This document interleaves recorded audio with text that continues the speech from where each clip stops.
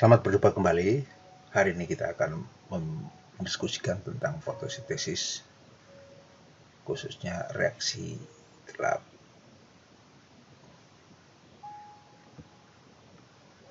Hubungan antara reaksi terang dan reaksi gelap dalam fotosintesis dapat kita lihat dalam screen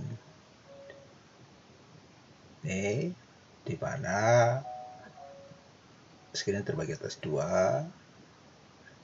Bagian kiri yaitu reaksi terang, kemudian bagian kanan adalah reaksi gelap atau disebut reaksi karbon. Dalam reaksi terang, energi cahaya akan diubah menjadi energi kimia dalam bentuk senyawa berenergi tinggi, yaitu ATP dan NADP, di mana substrat yang diperlukan adalah air, ADP, fosfat anorganik, dan NADP+. Produknya di samping ATP dan NADP, H juga oksigen, berlangsung dalam klorofil, khususnya pada bagian tilakoid.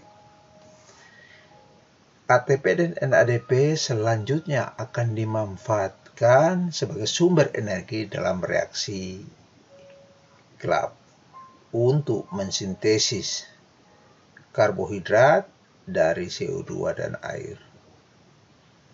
Hasil lisis ATP dan NADP kembali ke tilakoid untuk masuk dalam reaksi terang untuk disintesis kembali menjadi ATP dan NADPH. Dalam tahapan reaksi gelap ini berlangsung di stroma.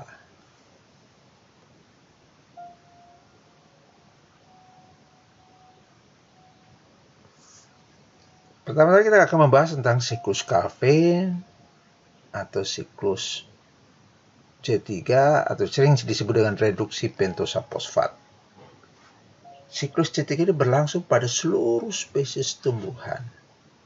Kita mengenal bahwa tumbuhan dapat dikelompokkan berdasarkan tahapan atau produk awal daripada fiksasi CO2 yang berlangsung dalam reaksi gelap, yaitu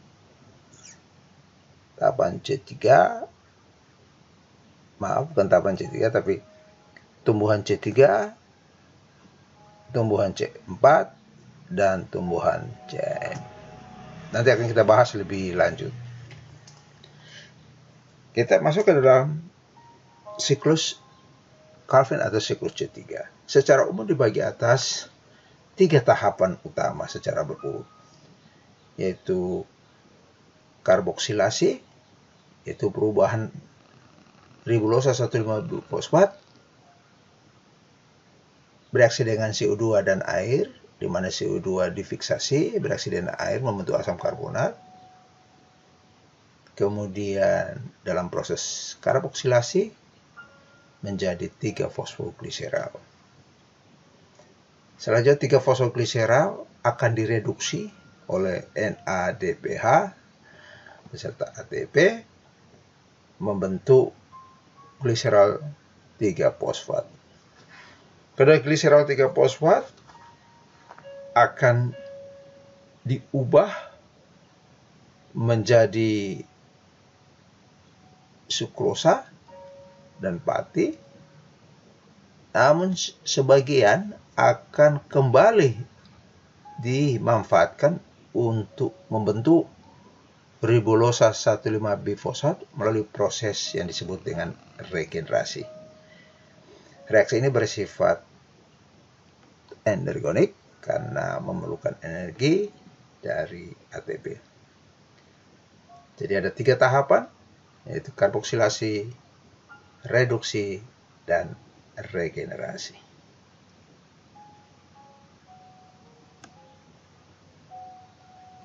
Di sini terlihat bahwa berapa jumlah CO2, ATP, NADP yang digunakan untuk membentuk karbohidrat. Dalam hal ini glukosa, fruktosa, dan akhirnya sukrosa. Dalam satu kali siklus Calvin, yang difiksasi, CO2 yang difiksasi adalah 3 mol, kemudian akan bereaksi dengan 3 molekul ribulosa 1,5-bifosfat, membentuk 6 molekul 3-fosfoglycerol asid atau 3-PGA, memerlukan 6 molekul ATP, dan 6 molekul NADPH. Membentuk 6 molekul gliserol 3-fosfat. Kemudian dari 6 molekul gliserol 3-fosfat, 5 akan dibentuk kembali dalam proses regenerasi, membentuk 3 molekul ribulosa 1,5-bifosfat. Sementara 1 molekul gliserol 3-fosfat akan digunakan bersama-sama nanti untuk membentuk glukosa. Nah, karena siklus Calvin berlangsung 2 kali untuk membentuk 1 mol gula, maka jumlah ribulosa bifosfat, karbon dioksida, 3-fosfoglycerol yang dihasilkan, ATP yang diperlukan, dan NADPH itu dikali 2, sehingga jumlahnya adalah 6, 12, ATP 12, NADPH 12 dalam proses reduksi. Kemudian dari 12 gliserol 3-fosfat hasil reduksi, 2 molekul akan dimanfaatkan untuk membentuk glukosa, sementara 10 molekul akan digunakan membentuk ribulosa 1,5-bifosfat dalam proses regenerasi dengan membutuhkan ATP sebanyak 6 molekul. Selanjutnya ribulosa 1,5-fosfat yang terbentuk adalah 6 molekul. Demikian proses siklus Calvin.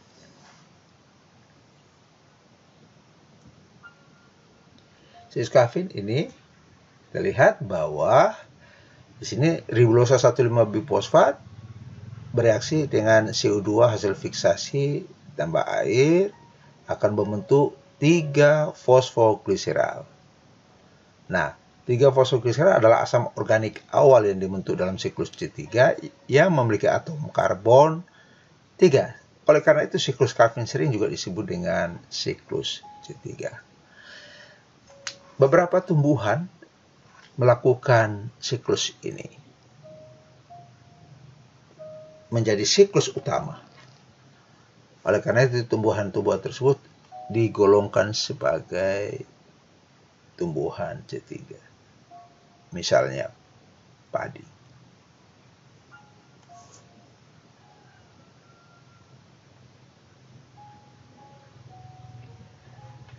Dalam reaksi atau tahapan reaksi gelap, di mana siklus Calvin melibatkan 12 enzim. 12 enzim. Kita bisa lihat dalam tabel ini. Nah, enzim fiksasi yang berperan memfiksasi itu adalah enzim pertama ini, yaitu ribulosa 1,5-bifosfat karboksilase oksigenase. Menarik sekali bahwa enzim ini bisa bersifat karboksilase dan oksigenase. Bila mana bersifat karboksilase ketika kandungan CO2 di dalam atmosfer meningkat. Namun ketika suhu tinggi, karbon CO2 berkurang, maka enzim ini akan berperan dominan dengan sifat mengikat oksigen atau sebenarnya oksigenase.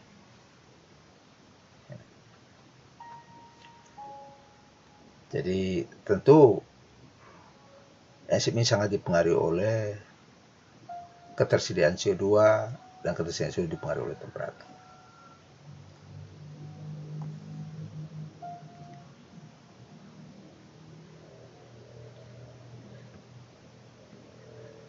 Nah, tentu dalam aktivitasnya enzim Rubisco sangat didukung oleh ion magnesium. Di sini enzim Rubisco secara umum memiliki rantai samping yang tersusun atas asam amino lisin dan gugus amonium. Kemudian ketika melepaskan proton akan gas amin. Kemudian ketika mengalami pengikatan fiksasi dengan CO2, maka akan terbentuk dalam proses karbamilasi akan terbentuk gugus karboksilat. Kemudian dengan kehadiran Mg2+, maka Mg ion magnesium akan terikat pada gugus karboksilat. Nah, dalam formasi atau konfigurasi ini enzim tersebut menjadi aktif. Jadi kehadiran ion magnesium sangat penting untuk mengaktifkan enzim tersebut.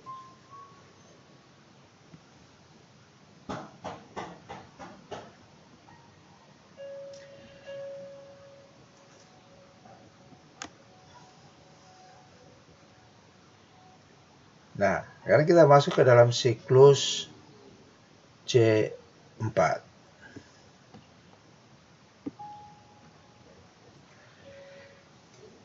Siklus C4 terjadi pada tumbuhan-tumbuhan tertentu atau spesies itu seperti jagung.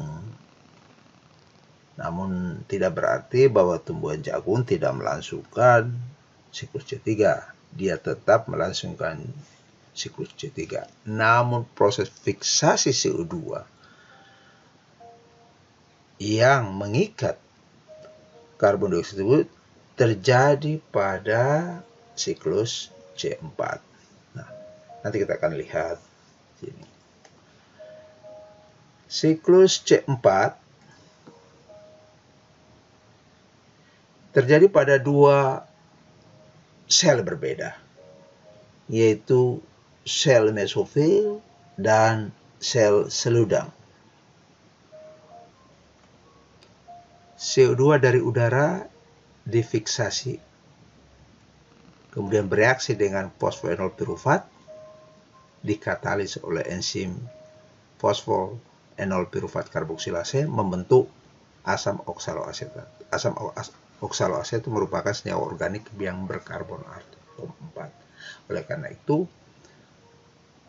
tanaman-tanaman atau tumbuhan yang melakukan reaksi kelak di mana produk awalnya merupakan senyawa organik yang beratom karbon 4 digolongkan sebagai tumbuhan C4. Selanjutnya, asam oksaloasetat akan direduksi menjadi asam malat di mana reduktornya adalah NADPH. Asam malat selanjutnya akan ditransportasi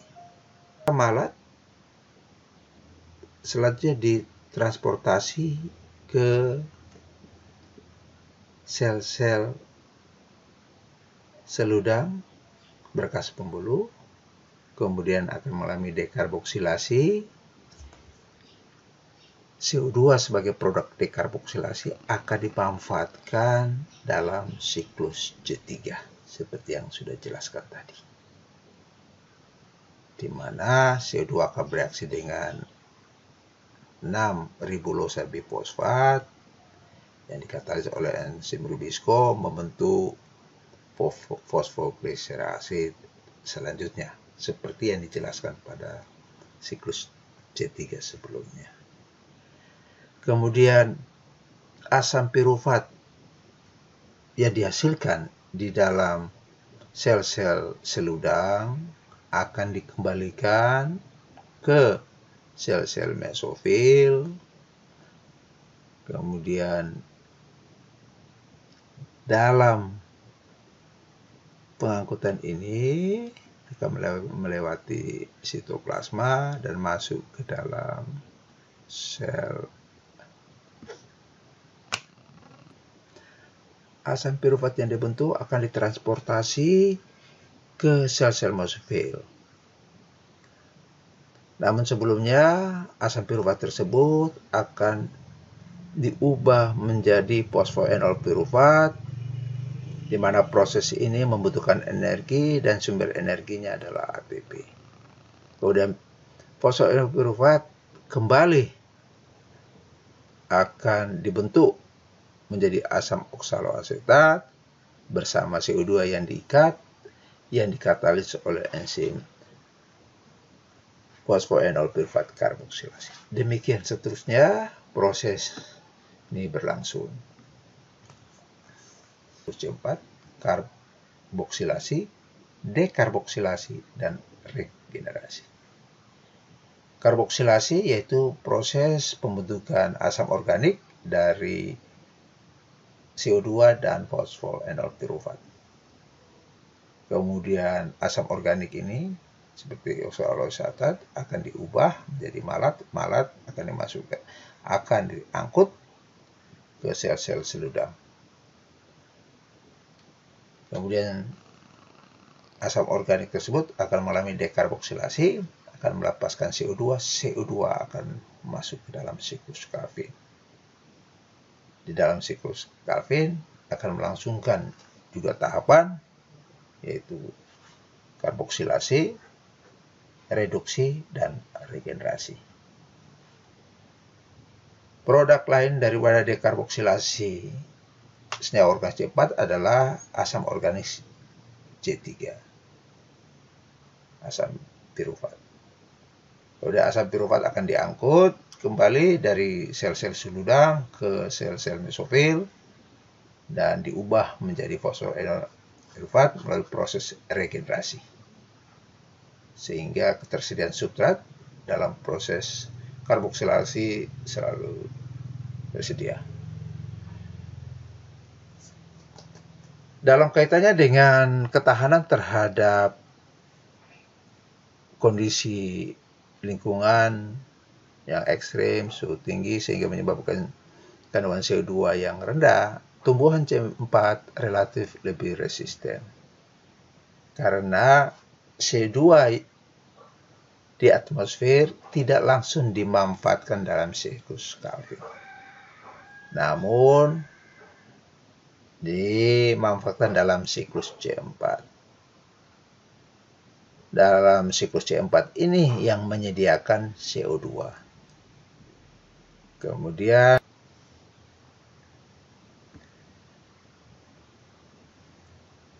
ada 9 enzim yang terlibat dalam proses siklus C4. Kita bisa lihat sini, misalnya fosfoenol pirufat karboksilase mengkatalis pembentukan oksaloasetat dari fosfoenol pirufat dan CO2 yang telah bereaksi dengan air membentuk ion karbon. Enzim ini tidak bersifat oksigenase. Artinya dia tidak akan mengikat oksigen walaupun kandungan CO2 rendah. Dia tetap mengikat. Berbeda dengan rubisco.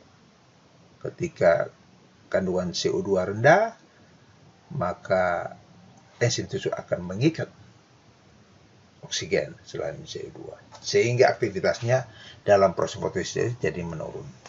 Itu juga yang menyebabkan mengapa tumbuhan C3 relatif tidak produktif pada daerah-daerah yang bersuhu tinggi dibandingkan tumbuhan C4. Ya, jadi ada 9 enzim yang terlibat. Silakan dilihat pada tabel ini tentang reaksi-reaksi yang dikatalis oleh enzim-enzim tersebut.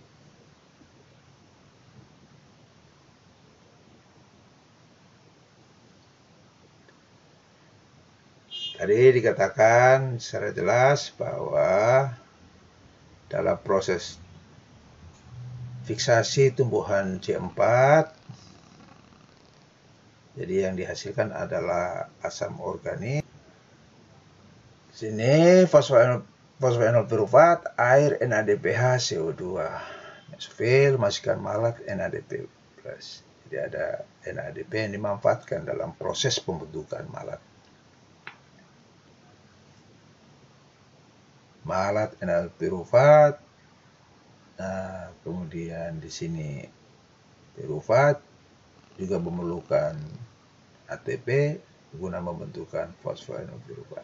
Jadi ada NADPH dan ATP. Siklus berikutnya yang kita pelajari ada siklus CAM atau disebut dengan crush-Succinate acid metabolism. Siklus ini hanya terjadi pada tumbuhan-tumbuhan dari kelompok agave seperti nanas, kaktus. Yang menarik sekali dari enzim ini, yang menarik dari tumbuhan ini bahwa stomatanya terjadi pada malam hari. Mengapa demikian? Nanti kita lihat bersama-sama.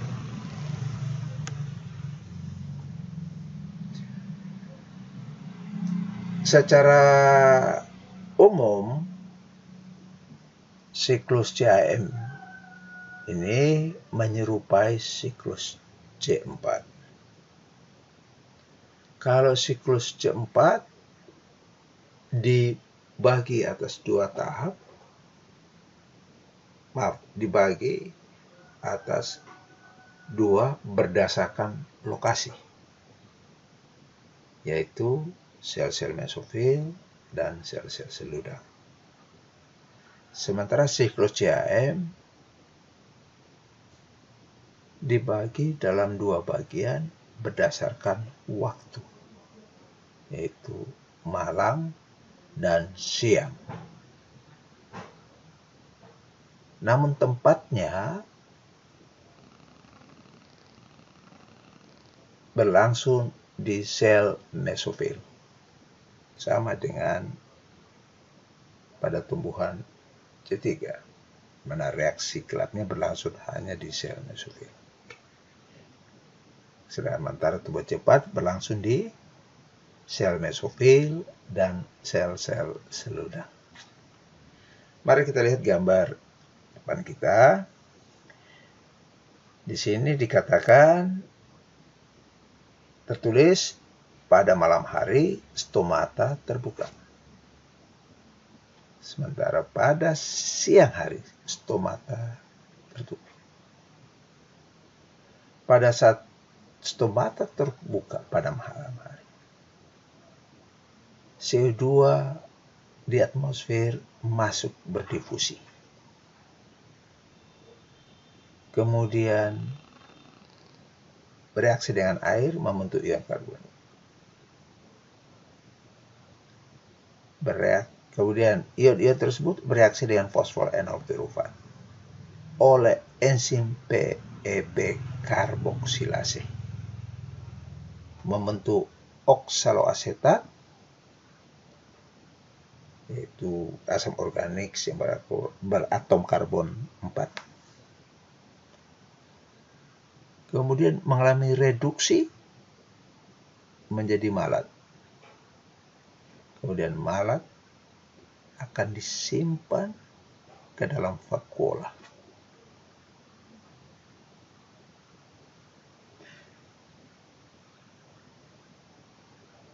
Pada siang hari, asam malat akan dikeluarkan. Kemudian akan mengalami dekarboksilasi di dalam kloroplas.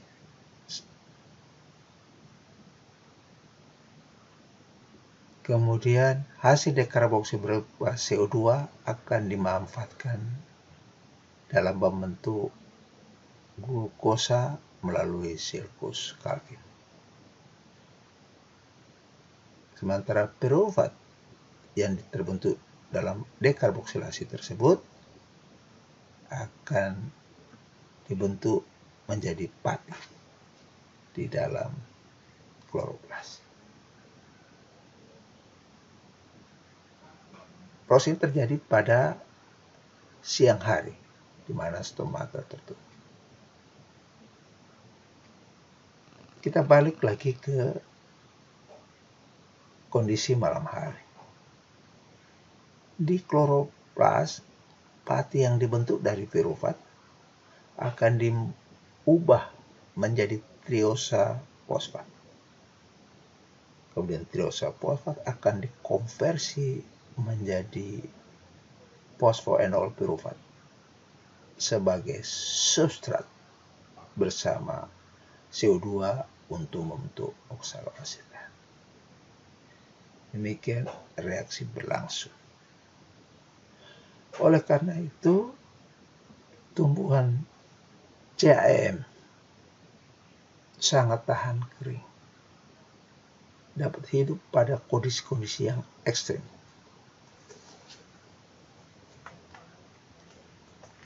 Karena CO2 berlangsung, pengikatan CO2 berlangsung pada malam hari, tidak pada siang hari.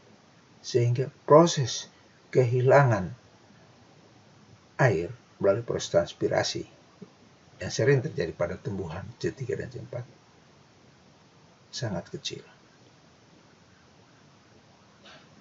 Karena pada siang hari tertutup. Dikatakan sini ketika stomata tertutup pada siang hari mencegah kehilangan CO2 dan pengambilan CO2.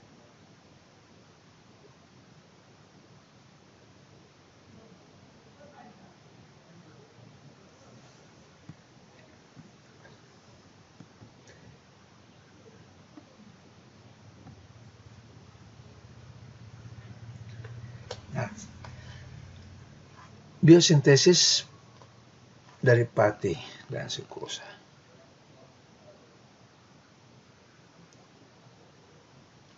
Kita mulai dari siklus Calvin.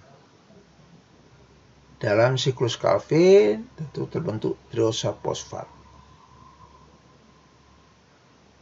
Kemudian triofosfat akan menjadi fruktosa 1,6-bifosfat, kemudian diubah menjadi fruktosa 6-fosfat. Fruktosa 6-fosfat akan diubah menjadi glukosa 6-fosfat. Glukosa 6-fosfat menjadi glukosa 1-fosfat. Glukosa 1-fosfat menjadi ADP glukosa. Kemudian oleh aktivitas enzim start sintase akan membentuk pati. Dan ini proses ini berlangsung dalam kloroplas.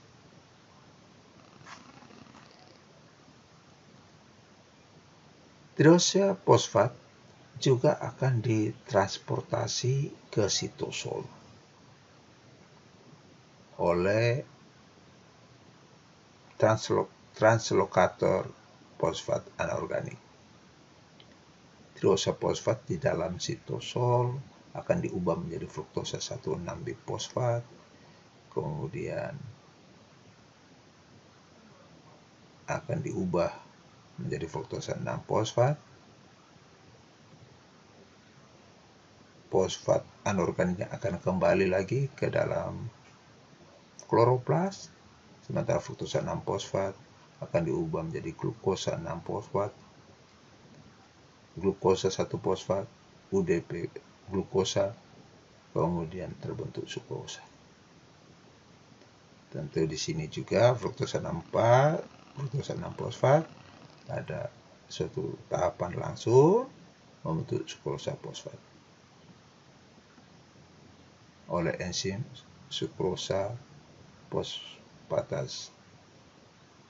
fosfat sintase. Oleh aktivitas sukrosa fosfatase, sukrosa fosfat diubah menjadi sukrosa. Nah, sukrosa ini yang akan diangkut ke seluruh tubuh melalui floem. Jadi produk dari siklus Calvin sebagian akan disimpan dalam bentuk pati,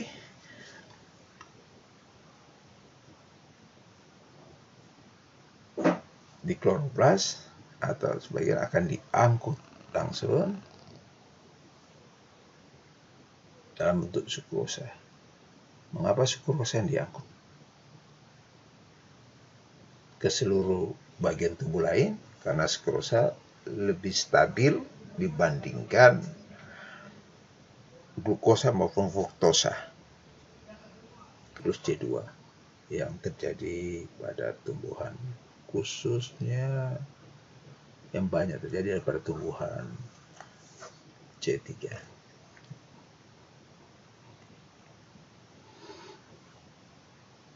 Pada siklus C2 diawal dengan siklus Calvin yang berlangsung pada kloroplas, di mana substrat yang diperlukan adalah ribulosa 1,5-bifosfat. Namun enzim di sini bersifat reversibel, bolak-balik. Ketika suhu yang sangat tinggi, maka ribulosa 1,5-bifosfat akan diubah menjadi 2-fosfoglikolat, di mana enzim Rubisco tidak lagi mengikat CO2 namun mengikat oksigen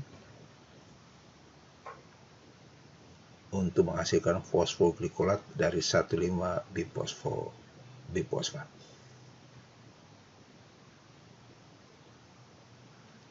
Kemudian 2-fosfoglikolat akan bereaksi dengan air membentuk glikolat.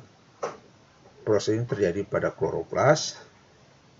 Glikolat yang dibentuk akan ditransfer ke peroksisom. Kemudian glikolat akan diubah menjadi glikosilat. Kemudian glikosilat akan diubah menjadi asam amino glisin. Nah, perubahan glikosilat menjadi glisin memerlukan ketersediaan glutamat. Kemudian dari perubahan glikosilat menjadi glisin juga dihasilkan ketoglutarat. Proses ini adalah suatu siklus, maka disebut dengan siklus glioksilat C2. Kemudian glisin akan diangkut ke mitokondria. Di dalam mitokondria, glisin akan diubah menjadi asam amino lainnya, menjadi serin. Kemudian serin akan dikembalikan lagi ke peroksisom. Kemudian akan bereaksi dengan ketoglutarat yang dihasilkan dari perubahan glikosilat menjadi glisin. Serin bereaksi dengan ketoglutarat membentuk hidroksipirufat dan glutamat. Glutamat juga akan bereaksi dengan glikosilat untuk membentuk glisin. Hidroksipirufat akan direduksi membentuk gliserol. Reduktornya adalah NADH.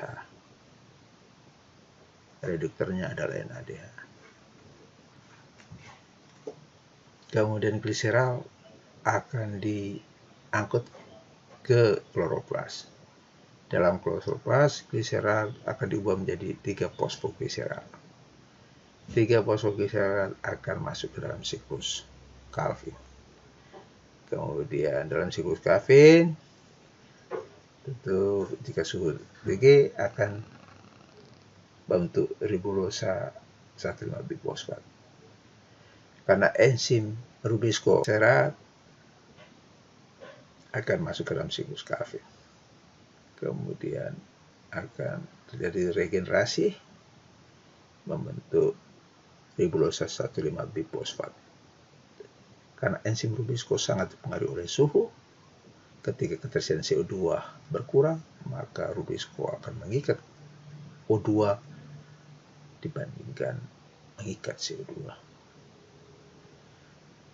Dia lebih bersifat oksigenase sehingga terbentuk fosfoglykolat. Kemudian menjadi glikolat. Demikian seterusnya. Reaksi ini berlangsung pada tumbuhan-tumbuhan C3. Oleh karena itu, dalam kondisi yang panas, tumbuhan akan mengumumkan siklus C2, khususnya tumbuhan-tumbuhan dari kelompok C3. Proses ini juga disebut dengan fotorespirasi. Jadi siklus C.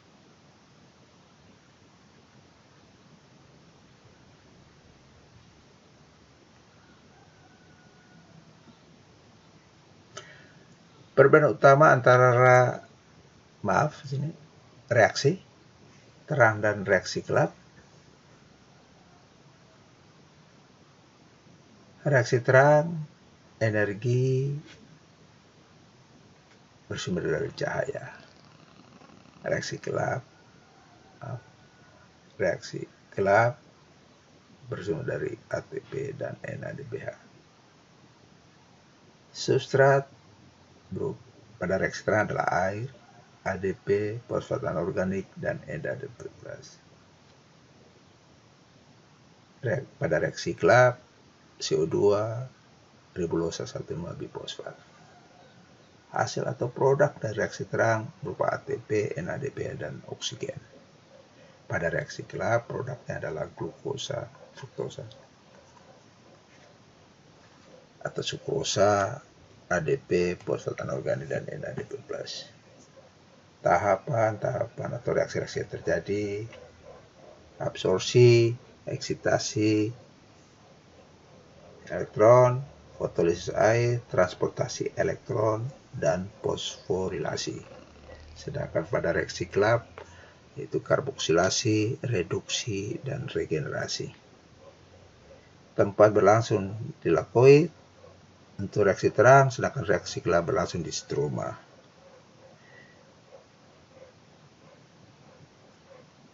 Demikian pertemuan kita hari ini.